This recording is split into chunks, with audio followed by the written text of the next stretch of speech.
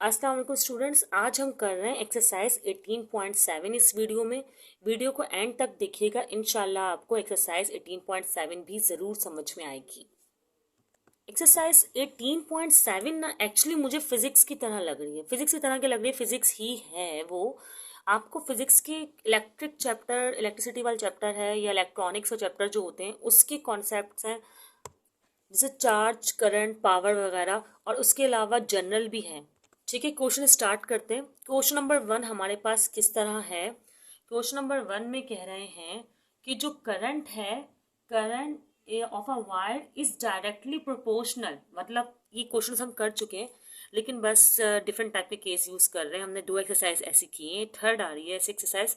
अच्छा, यहाँ पे एक डिफरेंस है, यहाँ पे आपको यूनिट्स का भी यूज करना है। और जैसे कि हमने आंसर देखे हैं बुक में, तो बुक में आंसर डेसिमल मेंशन किए हुए हैं जैसे कि फिजिक्स में आते हैं, तो आप लोग इस तरह ही करेंगे। कह रहे हैं करंट जो है, करंट का सिंबल आपको पता है कि आई होता है, नहीं पता तो अभी याद कर लें। करंट का सिंबल है आई।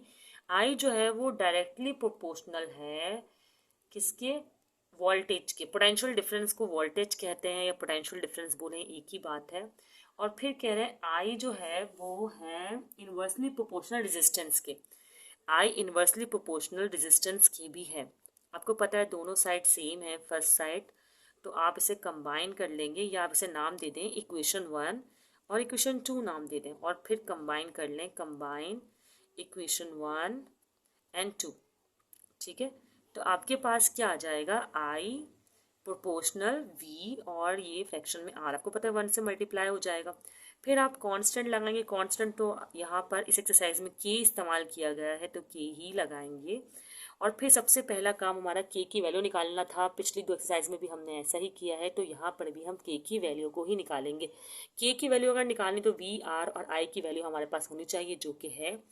कैसे करें, पहले के को मैं आइसोलेट कर दूं, आर यहाँ डिवीजन में, वहाँ जाके मल्टीप्लाई, और वी मल्टीप्लाई में तो डिवीजन में, तो ये इस तरह आ जाएगी एक फॉर्म। और फिर आप वैल्यू पुट कर सकते हैं। के की वैल्यू किस तरह आ रही है भाई, आर की वैल्यू दी हुई है हमें। आर की वैल्यू अगर मैं यहाँ वैल्यू पुट करूँ, मैं यहाँ लिख देती हूँ, आई की वैल्यू हमें दी हुई है 6 एम्पेयर। ठीक है, और वी की वैल्यू दी हुई हमें 220 वोल्ट, और आर की वैल्यू दी हुई है 5 ओहम। तो ये जो वैल्यूज़ है ना वो मुझे यहाँ प्लेस करनी। आर है 5 ओहम, करंट है 6, और ये जो है 220 है। तो कैलकुलेटर से डायरेक्ट भी कर सकते हैं आप लोग, तो डायरेक्ट ही कीजिएगा क्योंकि डेसिमल में तो आंसर लाना है आपको। तो जब आप इसको करेंगे तो आपकी वैल्यू आएगी 0.136। सही है, और यूनिट लिखना ज़रूरी है। पहले क्या लिखा हुआ है यहाँ पे, रेजिस्टेंस, तो आप लिखें रेजिस्टेंस। फिर यहाँ पे मैंने क्या लिखा है, करंट, तो आप लिखें करंट, एम्पेयर, एम्पेयर का ए भी लिख सकते हैं, और फिर लिखें वोल्टेज। तो ये हो गया आपका के का यूनिट और वैल्यू, बहुत ईजिली तरीके से। आगे इन्होंने कहा है कि आप ना आई भी मालूम करें, कब, जब वी जो आपके पास है 180 वोल्ट हो जाए और आर आपके पास कितना हो जाए, 8 ओहम। ठीक है, और के की वैल्यू तो आपको दी हुई है ना, तो हम कर सकते हैं। के की वैल्यू क्या आई थी हमारे पास, 0.136 यूनिट भी लिखते हैं तो अच्छा है। ठीक है, अब क्या लिखेंगे, आप लोग ये वाली इक्वेशन करें, बल्कि आपको क्या निकालना, आई निकालना है, तो इस वाली इक्वेशन में पुट कर दें, आई इज इक्वल टू के वी और आर। ओके, इसको नाम दे दें, इक्वेशन 3 नाम दे दें, और फिर यहाँ लिख दें putting the values in equation 3। Okay, के की वैल्यू आपके पास क्या है, 0.136, और यहाँ पे वी की वैल्यू है आपके पास 180 और आर की वैल्यू है 8। इन दोनों को मल्टीप्लाई करें कैलकुलेटर से, मैं भी कर लेती हूँ, और डिवाइड करते हैं 8 से। आंसर आएगा जब आप ये करेंगे तो 3.06। अच्छा, आई का यूनिट क्या था, अभी आपने देखा था एम्पियर है, तो एम्पियर लिख देंगे। ओके, ये हमारे पास जो है क्वेश्चन सॉल्व हो गया, क्वेश्चन नंबर 1। इसी तरह बाकी के 4 क्वेश्चन भी करेंगे, बहुत सिंपल और इजी हैं क्योंकि 2 एक्सरसाइज हम ऑलरेडी कर चुके हैं। स्टूडेंट्स, क्वेश्चन 2 करते हैं। क्वेश्चन 2 में कह रहे हैं कि intensity of light measured in foot candles worries inversely with square of the distance, मतलब कि इंटेंसिटी ऑफ जो लाइट है उसका यूनिट दिया हुआ है और कहा हुआ वो इनवर्सली प्रोपोर्शनल है जहाँ लाइट सोर्स रखी है उससे, मतलब अगर डिस्टेंस बढ़ा देंगे तो इंटेंसिटी कम हो जाएगी, इस तरह डिस्टेंस कम करेंगे तो इंटेंसिटी बढ़ जाएगी। तो आपके पास केस ये हुआ, यहाँ आप लिखें आई जो कि इनवर्सली प्रोपोर्शनल है स्क्वायर ऑफ द डिस्टेंस की। ठीक है, ये आपका केस है। ओके, सही। अच्छा, उसके अलावा क्या कह रहे हैं, inversely proportional square of distance के, और उसके अलावा कुछ नहीं कह रहे, बस एक ही चीज से इन्होंने रिलेशन में मालूम किया, तो आप इसी से इक्वेशन बना देंगे, कंबाइनिंग नहीं करनी, इज इक्वल टू लगाएंगे और के लगाएंगे और ये आपकी इक्वेशन बन गई।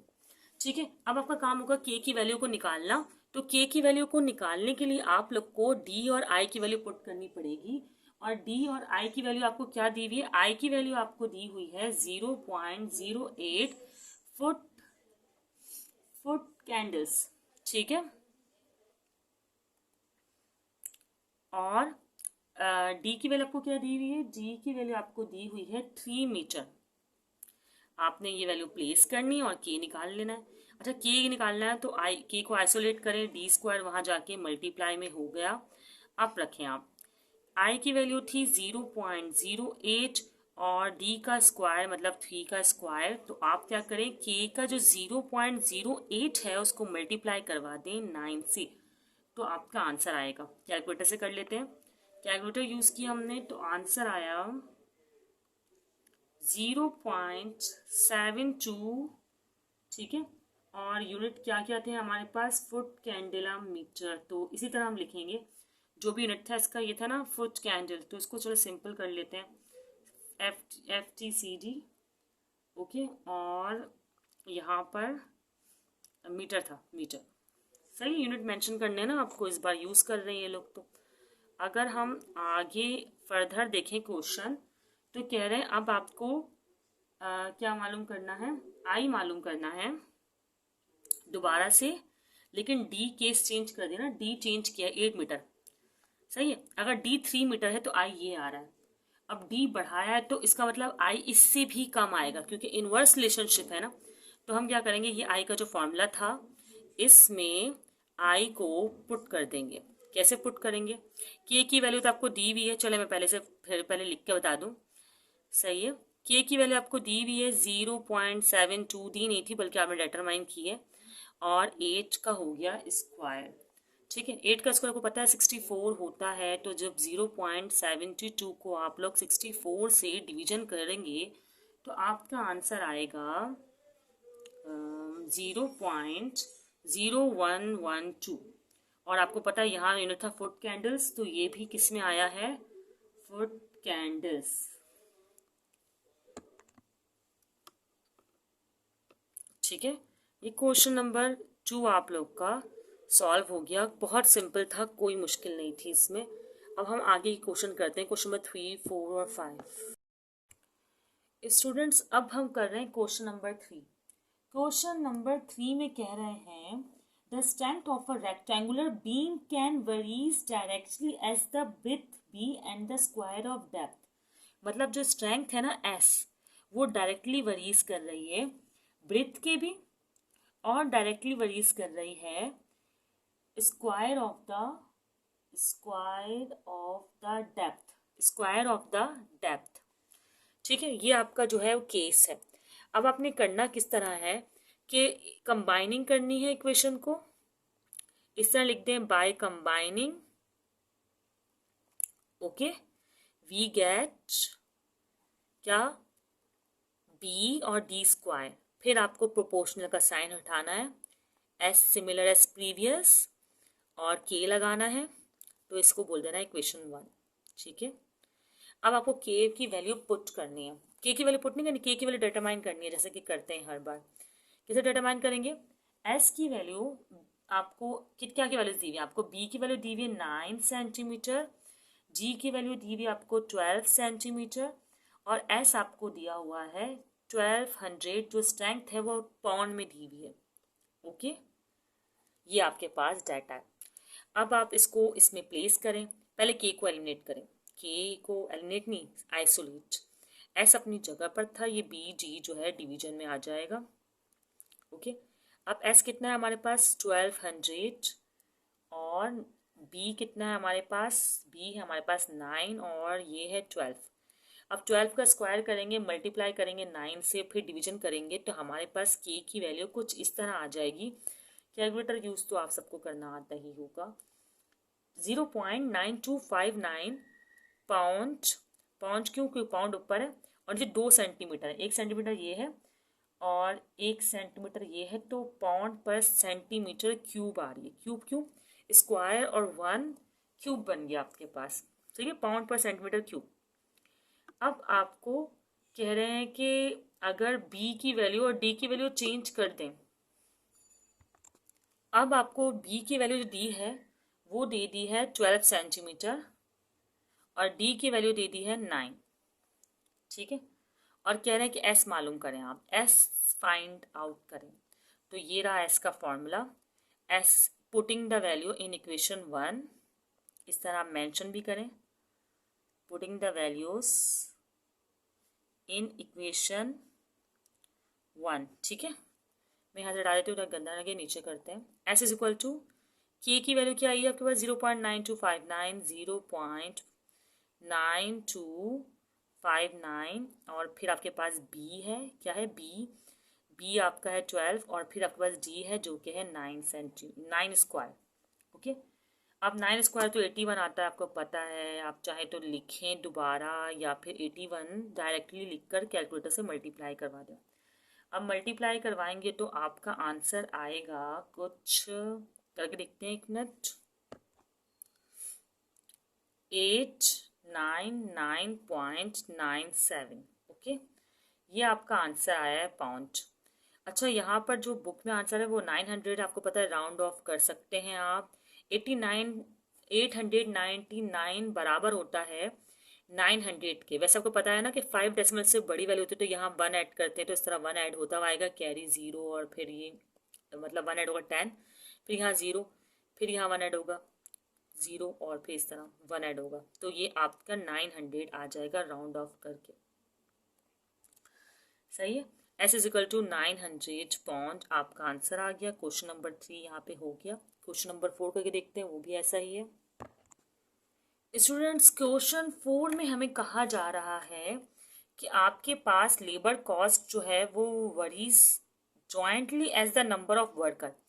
बिल्कुल, नंबर ऑफ वर्कर जितने आप बढ़ाएंगे उतनी ही कॉस्ट आपकी बढ़ेगी। एक वर्कर का कम कॉस्ट होगा, 2 का ज़्यादा होगा, तो ये डायरेक्टली प्रोपोर्शनल है। फिर कह रहे हैं varies jointly as the number of worker and the average number of days, मतलब डेज से भी वरीज डायरेक्टली। ऑफ कोर्स अगर आप एक दिन के लिए मजदूर रखते हैं तो उसका जो है वो अलग वैल्यू होती है, और 2 दिन के लिए रखते हैं तो उसके जैसे एक दिन की कॉस्ट अगर 1000 रुपये ले रहा है मजदूर, 1000 तो अब कोई नहीं लेता, चले 1000 रुपये ले रहा है तो 2 दिन के वो 2000 लेगा। तो यहाँ पर इन्होंने बोला कॉस्ट डायरेक्टली वेरी कर रही है आपका नंबर ऑफ डेज से भी, नंबर ऑफ डेज से, एक मिनट, डायरेक्टली वेरी करिए नंबर ऑफ वर्कर से, जिसको इन्होंने यहाँ पर सिंबल को यूज़ नहीं किया है, तो मैं क्या सिंबल यूज़ करूँ, तो नंबर ऑफ वर्कर्स के लिए एन ही यूज़ कर लेते हैं, ठीक है।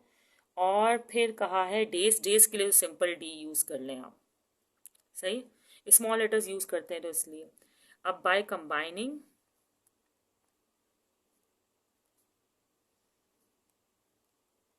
क्या मिला हमें, एन और डी, फिर वही कांस्टेंट अप्लाई करें आप, के, एन और डी, फिर आपको के निकालना है तो के आइसोलेट होगा, सी अपनी जगह पर है, एन और डी डिवीजन में आ जाएगा, इस तरह की फॉर्म बन जाएगी, ओके।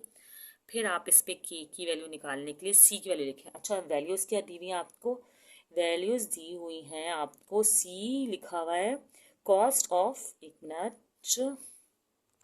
लिखा हुआ है cost of 100 workers for 15 days is 9000, मतलब कॉस्ट 9000 है। कॉस्ट क्या है 9000, और कितने डेज के लिए है, अगर डेज की बात करें तो वो है 15 डेज, और पीछे जो ये 100 वर्कर्स कहा है ये एन है।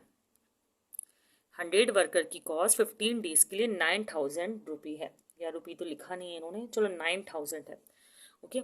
सी कितना है आपके पास, लिखा है 9000 कॉस्ट जो है, और एन कितना है आपके पास 100 है। आप इसे मल्टीप्लाई किससे करवाएंगे, 15 से करवाएंगे, तो आप इसको सॉल्व करके मल्टीप्लाई करवाइएगा तो आपका आंसर आएगा 6। के की वैल्यू यहाँ पे 6 आ गई, यूनिट नहीं है तो हम भी मेंशन नहीं कर रहे। अब वही बात है कि के निकालने के बाद वो आप लोग को केस देते हैं। केस क्या दे रहे हैं इस वक्त?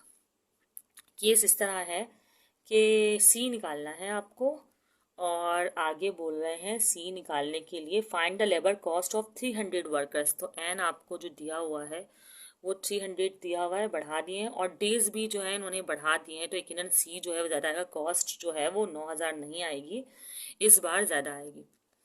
ठीक है, तो बस अब इसमें पुट कर देंगे सी की वैल्यू में। सी इज इक्वल टू, इसको इक्वेशन 1 कह देते हैं, putting the values in equation 1। तो सी और के जो है हमारे पास 6 आया था, एन हमारे पास 300 है, और डेज हमारे पास 20 है। तो जब हम इन सबको मल्टीप्लाई करवाएंगे तो हमारे पास आंसर आएगा 6 3 ज़ा 18, 18 2 ज़ा 36, 36 1 2 3 3 0। ठीक है, 6 3 ज़ा 18, 18 2 ज़ा 36, और 36 और 3 0, तो ये कॉस्ट आ जाएगी। सही है, तो ये हमारा क्वेश्चन नंबर 4 भी हो गया, और जो कि 9000 से ज़्यादा ही आई है। स्टूडेंट्स अब हम कर रहे हैं क्वेश्चन नंबर 5। क्वेश्चन नंबर 5 में कह रहे हैं कि sale tax on the purchase of a new car varies directly as the price of car. बिल्कुल सही है। जो सेल टैक्स होता है ना हुकूमत की तरफ से, वो प्राइस के हिसाब से होता है। जैसे कोई चीज़ 100 रुपये है और अगर उस पर 17% टैक्स है तो 17 रुपये उसका सेल टैक्स होगा। ठीक है, तो वो 117 रुपये की बिकेगी, क्योंकि वो 100 रुपये की है ना, तो 117 रुपीज़ की वो बिकेगी। ठीक है, इसी तरह कार की प्राइस जितनी ज़्यादा होगी सेल टैक्स भी उतना ही ज़्यादा होगा। तो ये डायरेक्ट रिलेशनशिप है। क्या है? Sale tax. सेल टैक्स को मैं यहाँ पे सिंबल क्या दूँ? ST। सही है, सेल टैक्स 2 सिंबल दे सकते हैं ना, चलें ST small, ST sale tax 2 symbol दे रही हूँ। क्या करूँ? ऐसा करती हूँ S, और इस S ही सेल टैक्स दे देती हूँ, S सिंबल दे देती हूँ। ठीक है, जो कि डायरेक्टली प्रोपोर्शनल है किसके? Directly varies to the price of car. Price of car के डायरेक्टली प्रोपोर्शनल है। सही है, P लिख देती हूँ। अब मैं यहाँ पर S की जगह इज इक्वल प्रोपोर्शनल साइन हटेगा ना, K आएगा और P हो जाएगा, K और P इस तरह। सही है, ओके। सेल टैक्स स्मॉल सा ना T भी बना देती हूँ, ये ज़्यादा बेटर है। ओके, अच्छा, अब आपको मालूम करना है कि पहले तो K की वैल्यू मालूम करेंगे, फिर आगे मालूम करेंगे ना। सेल टैक्स ST कितना दिया हुआ है आपको? सेल टैक्स यहाँ पर दिया है आपको 40,000, 40,000, और यहाँ पर आपको जो प्राइस दी हुई है कार की वो है 200 यूनिट। अच्छा जी, 2 के बाद कितने ज़ीरो हैं? 1 2 3 4 5 6। तो ये कार की जो प्राइस दी हुई है आपको 20 लाख दी हुई है। सही है, अब आपको इससे के निकालना है। तो के को आपको अगर आइसोलेट करना है तो ST जो है वो ऊपर ही है और P नीचे आ जाएगा। तो ST कितना है आपके पास? 40,000, जबकि प्राइस जो है वो है 20 लाख। सस्ती गाड़ी है। 1 2 3 4 5 6 0 सही लगाएगा, आंसर रॉन्ग हो जाता है। उसके बाद आप इसको डिवीजन करवाएं कैलकुलेटर से। चलिए देखें, 4 0 कट होगा, उसके बाद आप डिवीजन करवाइएगा तो आपके पास आंसर आएगा 0.02। ये के का आंसर आ गया। अब बोल रहे हैं कि ये तो तब के आया है ना जब आपकी गाड़ी की जो प्राइस थी वो 20 लाख थी। अब गाड़ी की प्राइस जो हो गई है वो 28 लाख हो गई है, तो कितना टैक्स होगा? अगर 20 लाख की गाड़ी पे 40,000 है तो 28 लाख की गाड़ी पे ज़्यादा टैक्स होगा। सिंपल सी बात है, जितनी ज़्यादा कॉस्ट उतना ज़्यादा टैक्स। अब आपको सेल टैक्स मालूम करना है, और आपकी जो गाड़ी की प्राइस है वो है 28 और 50। ठीक है, और आपके पास के आपको पता है कि 0.02 लेना है, तो आपने सिंपल ये वाला फॉर्मूला लगाया, ST और KP। सिंपल आपने के कितना है आपके पास? के है 0.02, और प्राइस कितनी थी? यही 28 और 50 मतलब 2800,000। ओके, और इसका आंसर आएगा आपका, कैलकुलेटर से करेंगे तो 56,000। तो ये आपका जनरल सेल टैक्स लगेगा इस कीमत की गाड़ी पर। ये आपके 5 क्वेश्चंस जो हैं इस एक्सरसाइज के मुकम्मल हो गए हैं। एक्सरसाइज कंप्लीट हो गई है। अल्लाह हाफिज़ स्टूडेंट्स, थैंक्स फॉर वॉचिंग।